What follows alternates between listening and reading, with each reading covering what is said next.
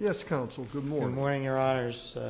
May it please the Court, my name is Thomas Elkind. With me is Michael Thompson, and we represent the Federal National Mortgage Association, which we and I think everyone else will call Fannie Mae for purposes of this proceeding.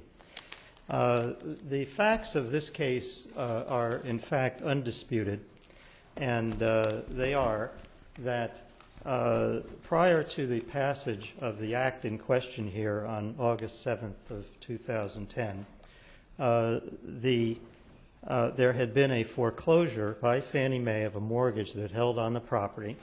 That foreclosure sale had been completed. Pursuant to the law, Fannie Mae had sent a notice to quit to the tenant, Mr. Nunez, which transformed that tenancy from a tenancy at will to a tenancy at sufferance. Then it had commenced an eviction proceeding after the appropriate time period to evict Mr. Nunez from the premises.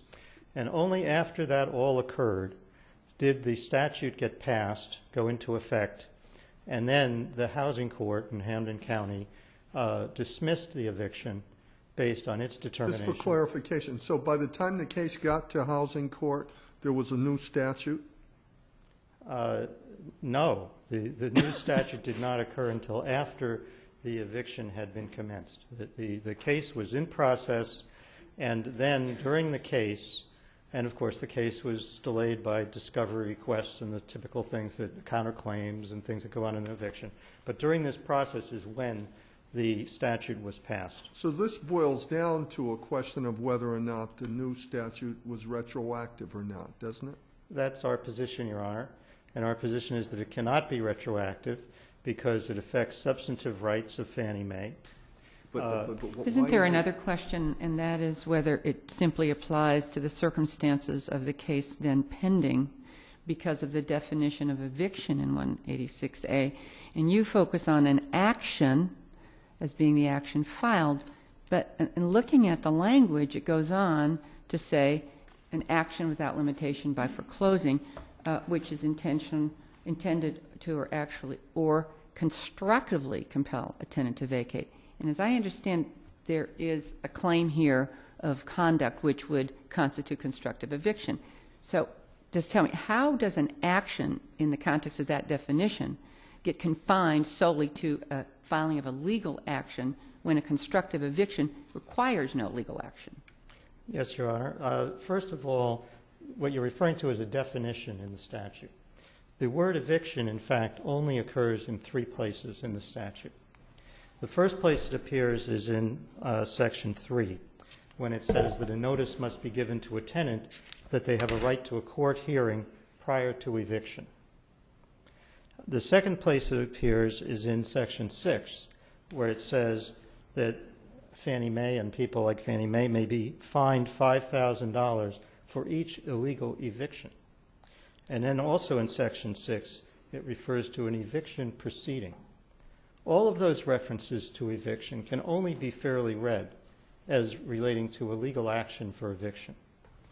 I submit if it was the intent of the legislature to fine offending foreclosing owners $5,000 for every act taken in an illegal eviction, that could amount to a very significant sum.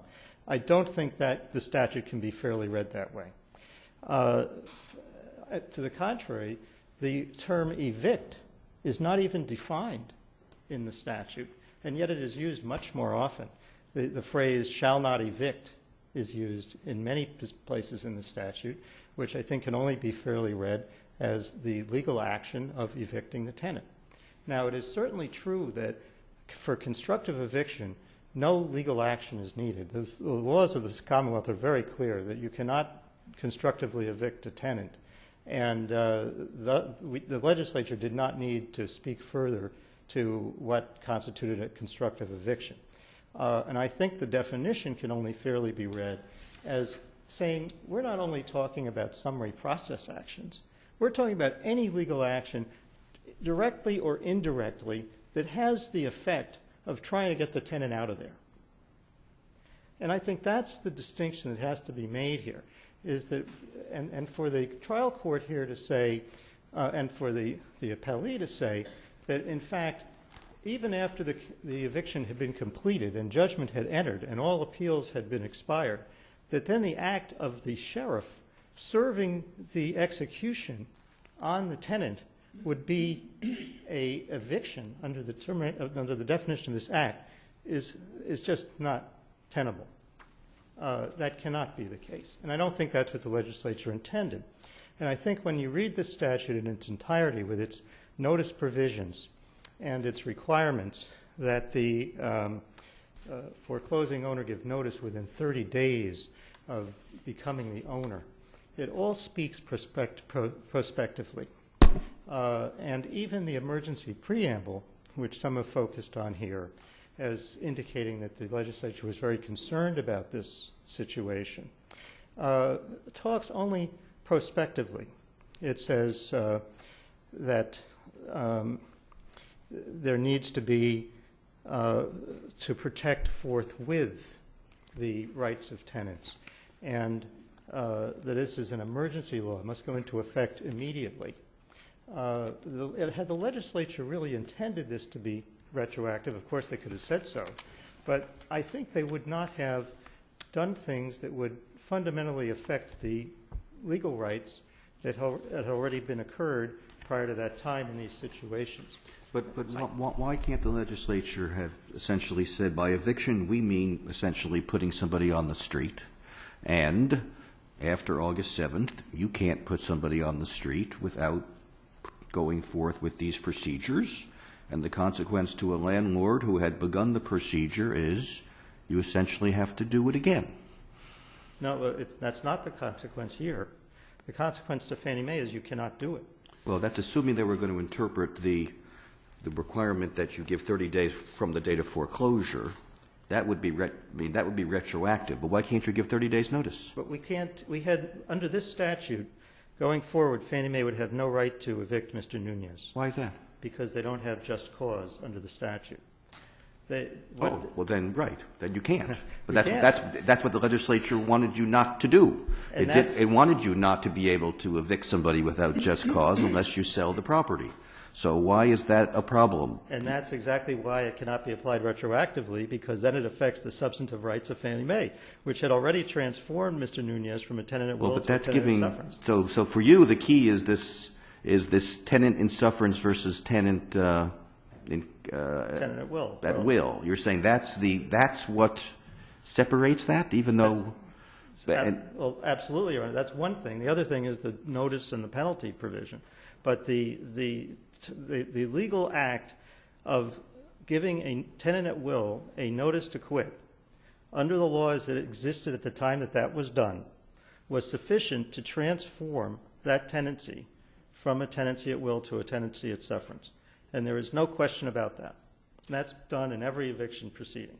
So once that's been done, then the legislature can't come back later and say, now we're changing the rules to say that really didn't transform him into a tenant in sufferance. We're going to transform him back to a tenant at will, and you cannot terminate this tenancy at will unless he stops paying rent. But the legislation doesn't refer to a tenant at will, it just refers to a tenant, doesn't it? Well, in fact, in the definitions, it defines tenant as someone who has legal occupancy and not someone who comes into the pursuant property. to a bona fide lease or tenancy or a tenancy at will. So what's that middle tenancy that's different from a tenancy at will? Tenancy at lease is a lease tenancy. Yes, that's someone It who has doesn't a say term. tenancy at lease, it just says tenancy. Well, but I think then it goes on to say that it does not apply. The last sentence of the definition of tenant, a person who moves into the housing accommodation owned by the foreclosing owner subsequent to the foreclosure sale without the express written permission of the foreclosing owner shall not be considered a tenant under But this that's not chapter. him. He was there before Right. you foreclosed. But the argument that this applies to all tenants is not really correct, because that person who moves in afterwards is a tenant at sufferance. And in the law as it existed before August 7th of 2010, a person who was a tenant at will who'd received a notice to quit was a tenant at sufferance. So by this definition, this statute is not designed to apply to tenants at sufferance. Counsel, is there any legislative history that sheds light on the requirement for just cause and how the legislature viewed the need to add this qualification?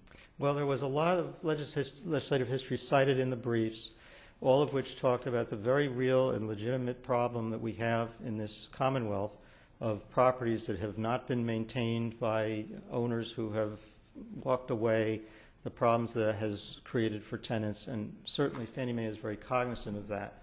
I will say that as far as Fannie Mae is concerned, it is a benefit to the Commonwealth to have Fannie Mae foreclose on a property, because Fannie Mae then does what the law requires and does, as long as the tenant is there, comply with the sanitary code.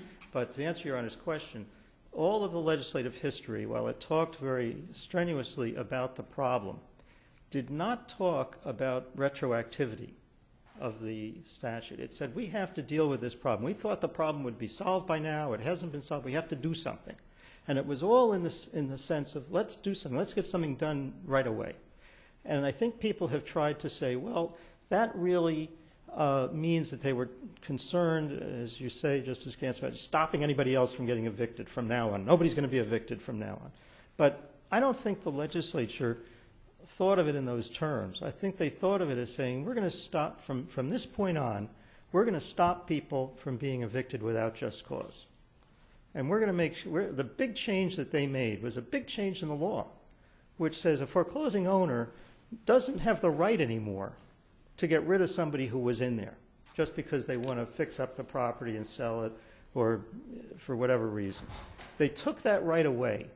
And I think that's a big right. That's a big difference from taking a tenancy at will to a tenancy at sufferance. So does that mean, from your perspective, that this law does not apply to foreclosures that had been completed before August 7th? Correct. Not just to evictions that have commenced before August 7th? Correct. Because it changes the nature of the right between the owner, correct, now the foreclosed, whoever took it in foreclosure, and the tenant. Correct. Yes, and what we would like the court to do, and we think that the appropriate thing to do in interpreting this statute is to say just that this statute applies to foreclosure sales that were completed on or after August 7 of 2010. And then you eliminate the constitutional issues of due process and deprivation of rights, the change of substantive rights for the foreclosing owners, and any question on a case-by-case basis of whether the statute should apply or not apply. And so that I think really is what I came to say. And if there are no other questions, I'll yield the rest of my time. Thank you, Counsel. Thank you.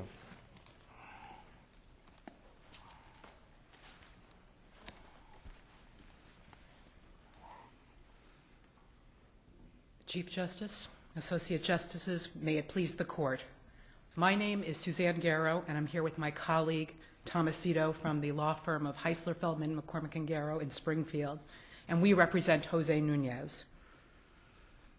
What this case is about, it's about what the legislature intended in the face of escalating foreclosures, resulting in devastating homelessness, damaged families, and destabilized neighborhoods in our Commonwealth.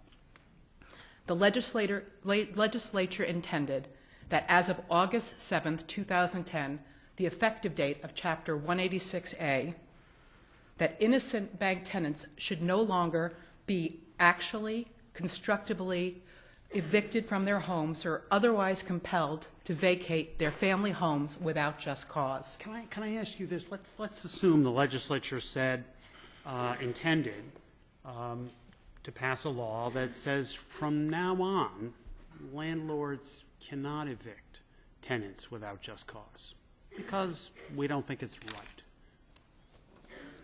Is that a problem? Change the major change, and it's sort of retroactive, not just to new tenants, but to all tenants right now. You can't evict them without just cause. That doesn't affect substantive rights, you don't think? No, Your Honor, because this is a prospective application. Although Right. The summary process case here had been filed prior to the effective date of the statute, and Mr. Nunez was able to answer and counterclaim and assert that he didn't believe that the notice to quit itself was valid, as well as asserting that he had claims and defenses that related to really very deplorable conditions in his home. He was able to do all that, but August 7th comes and the statute is passed, and at that point it is not anything that happened in the past, but the continued pursuit of an eviction claim at that point was... But you agree that this law, if under your definition, then really has changed the relationship between landlord and tenant. Now says the tenant has more property rights than ever before, and the landlord has fewer property rights.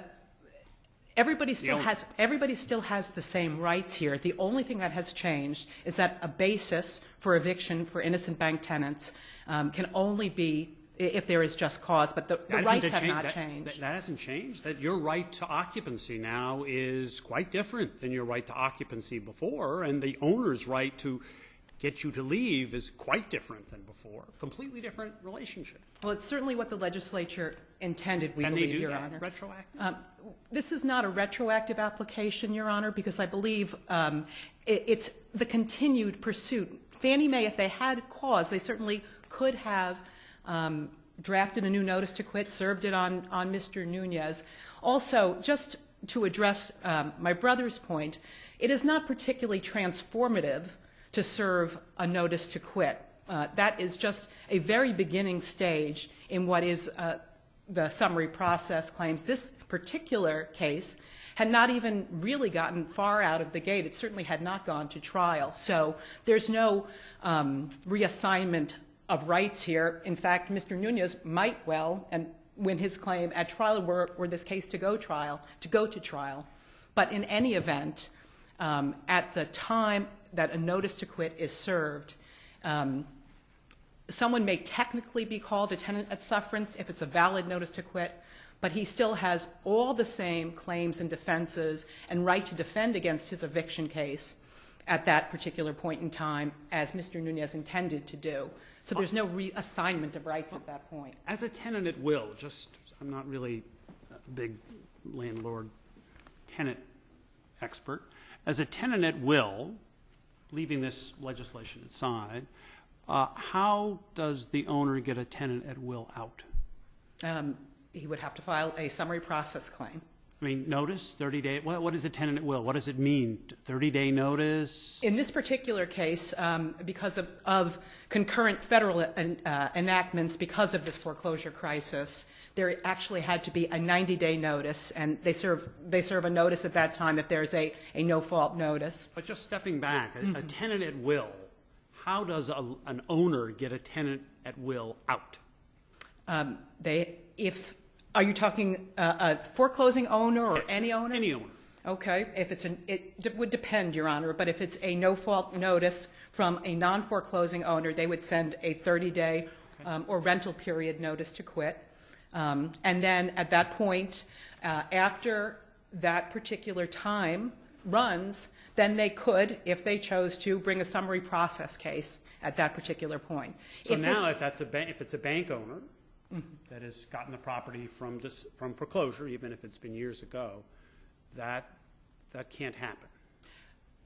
So that the tenant at will has a lot more rights, has much more of an interest in the property. The legislature intended that as of August 7th, 2010, that a foreclosing owner... All existing landowners that fall into this category focused on banks, right?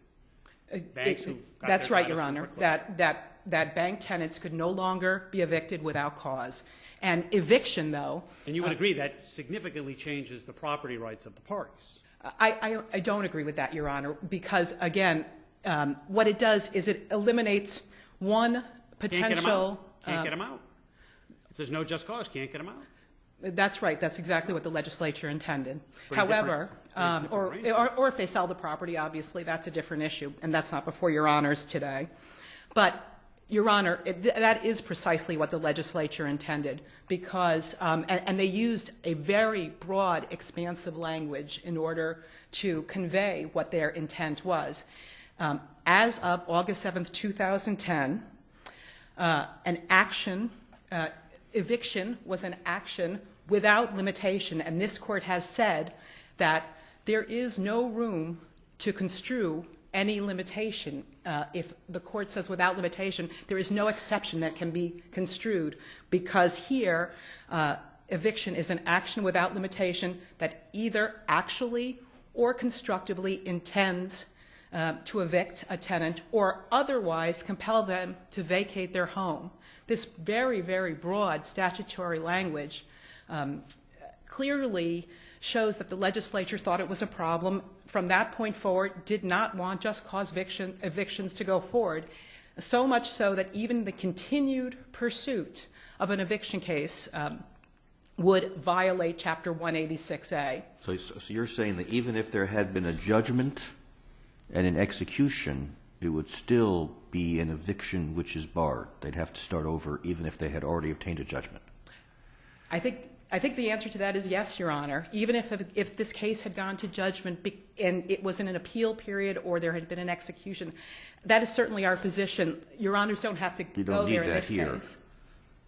Yeah, but in any event. Under the circumstances here, obviously the bank hasn't complied with the 30-day notice provision, because the 30-day notice provision wasn't enacted until, I don't know, a year after the bank took the property. Right? I mean, within 30 days, doesn't the bank have to give certain notices? Absolutely. And if it doesn't get certain notices, then it can't actually get the tenant out at all unless it sells the property. Your Honor, these are very separate and distinct provisions of Chapter 186A. Chapter 1A defines this broad eviction language.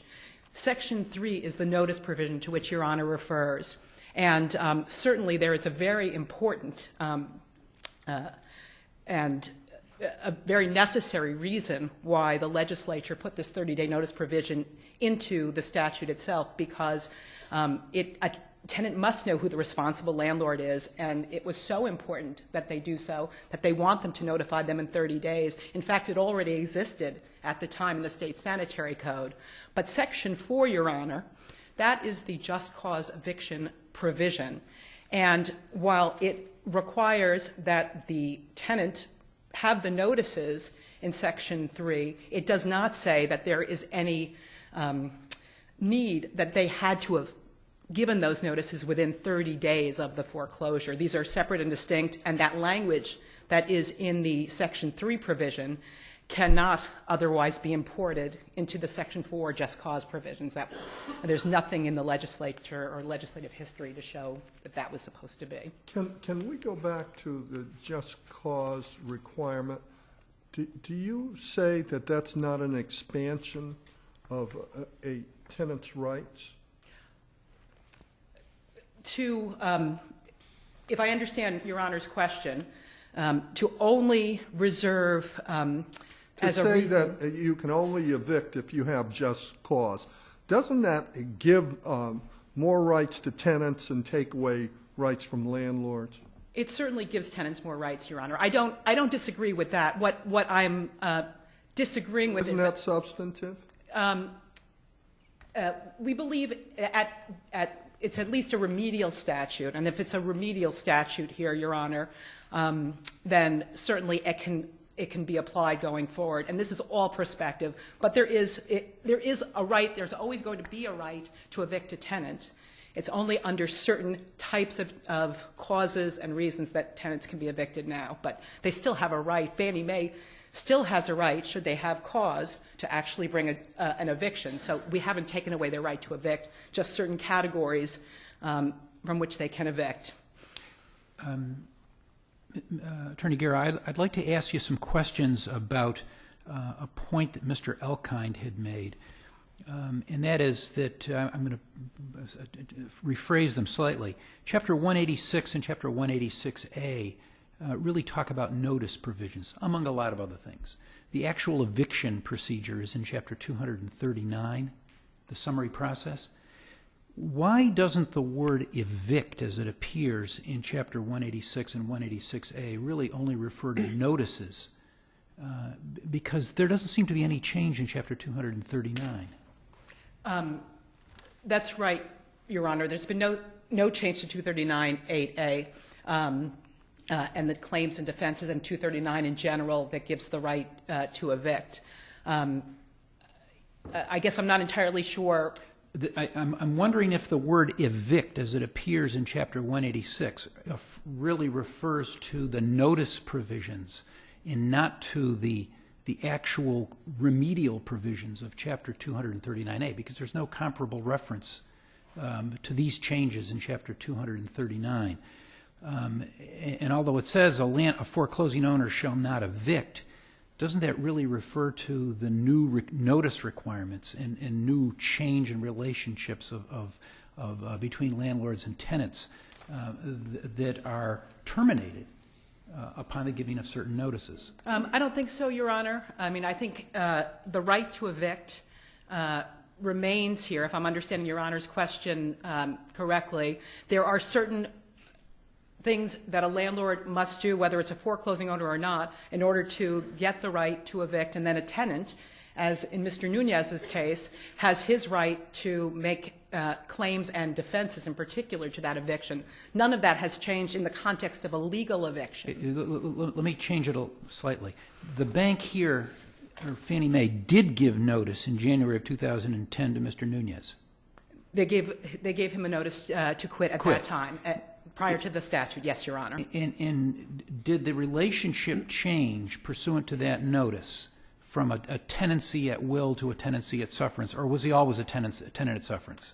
He certainly was not always a tenant at sufferance, and many, many years of what I'll call antiquated landlord-tenant law has this concept called tenancy at sufferance.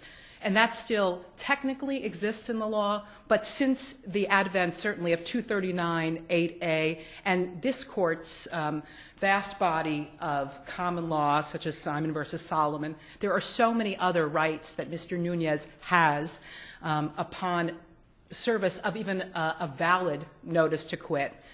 Certainly, if we were to adjudge a notice to quit or say that a tenancy was completely changed at the time a notice to quit was given, be it valid or otherwise, that would undermine the entirety of landlord-tenant law, really, and as it's developed in 239-8A in this Court's common law. So while while notice was given in this case in January of 2010, and then action was taken on that in May of 2010. The summary process proceedings were commenced. Weren't all notice requirements met by Fannie Mae as of May of 2010, before the new statute took effect? If you're talking about the notice to quit requirement being met, again, Mr. Nunez would challenge the validity of that notice to quit. But even so, even if we assumed that at that time there was a valid notice to quit at that particular time, it doesn't matter for where we are today, because prospectively an action without limitation to actually or constructively, that intends to actually or constructively evict a tenant, cannot go forward. So even if the notice to quit provisions were made at that time, it doesn't matter to the end result in this prospective matter. So I take it what you're saying is, so long as Nunez was in the property, on the property or in the house, at the time the statute became effective, he was entitled to notice under the statute? Oh, absolutely, Your Honor.